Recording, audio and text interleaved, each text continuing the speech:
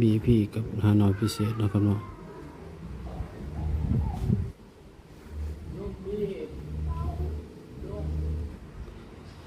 ชุดนี้วันเสาร์น่าสิมาเด็ก68 6 7 8พี่น้องครับเนาะต้องมี8มี6มี7เนาะครับเนาะมี8นี่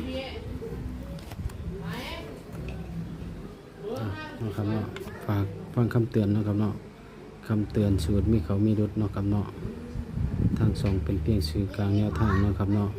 พิจารณาให้ดีก็นำไปใช้เนาะครับเนาะบ่ได้สนับสนุนในการพนันเนาะครับเนาะถ้าผิดพลาดประการใดขอโทษขออภัยเนาะครับเนาะฝากชมคลิปให้จบเด้อครับเนาะครับเนาะบ่ได้สร้างรายได้เนาะครับสะสมสมุงเนาะครับเนาะขอบคุณเพื่อนๆทุกคนเนาะครับเนาะที่ชมคลิปให้จบเนาะครับเนาะ